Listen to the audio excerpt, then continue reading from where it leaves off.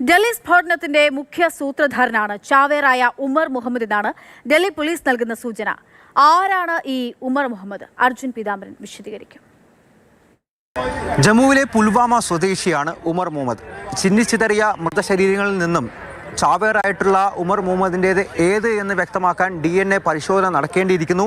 അതിനുവേണ്ടി ജമ്മു പോലീസ് ഉമറിൻ്റെ അമ്മയെ കസ്റ്റഡിയിൽ എടുത്തിട്ടുണ്ട്, DNA സാമ്പിൾ ശേഖരിക്കാൻ വേണ്ടി. അതിനു പുറമെ ഉമറിൻ്റെ സഹോദരങ്ങളും ഇപ്പോൾ ജമ്മു പോലീസിൻ്റെ കസ്റ്റഡിയിൽ തന്നെയാണ് ഉള്ളത്.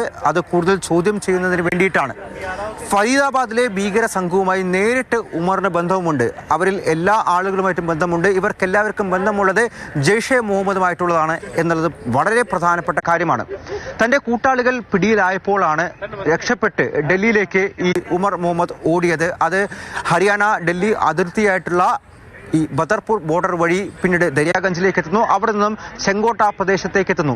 ആദ്യം ഒരു പാർക്കിംഗ് കേന്ദ്രത്തിൽ ഏകദേശം 3 മണിക്കൂർ നേരമാണ് വാഹനം നിർത്തിയിട്ടത്. പിന്നീട് 6:48 പുറത്തേക്ക് എടുക്കുന്നു. നിമിഷ നേരം കൊണ്ട് പൊട്ടിത്തെറിക്കുകയുമാണ് ചെയ്തത്. തൻ്റെ പുറകിൽ പോലീസ് ഉണ്ട് എന്നുള്ള വ്യക്തമായിട്ടുള്ള സൂചന ഈ ഉമർ മുഹമ്മദിന് ലഭിച്ചിട്ടുണ്ടായിരുന്നു. അതിൻ്റെ കൂടി അടിസ്ഥാനത്തിൽ വളരെ വെപ്രാളപ്പെട്ട് പെട്ടെന്ന് പദ്ധതിയിട്ട് നടപ്പിലാക്കിയ ഒരു സ്ഫോടനമാണ് ചെങ്കോട്ടയ്ക്ക് മുന്നിൽ നടന്നത്.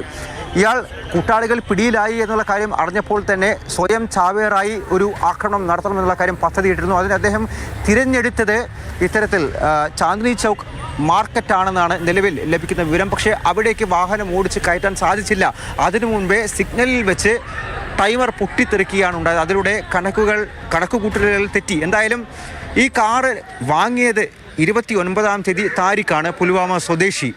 പിന്നീട് താരിഖാണ് ഉമറിന് നൽകിയത് എന്നുള്ള വിവരം കൂടി പുറത്തു വരുന്നുണ്ട്. ഉമറുമായി ബന്ധപ്പെട്ട് കൂടുതൽ ചോദ്യം ചെയ്യലുകളും കൂടുതൽ പരിശോധനകളും ജമ്മു കേന്ദ്രീകരിച്ചും ഡൽഹിയും മറ്റ് സമീപ സംസ്ഥാനങ്ങൾ കേന്ദ്രീകരിച്ചും നടന്നുകൊണ്ടിരിക്കുകയാണ്. ഡൽഹിയിൽ നിന്നും ജിഷ്ണു ബാലകൃഷ്ണനൊപ്പം അർജുൻ പീതാംബരൻ, മാതൃഭൂമി ന്യൂസ്.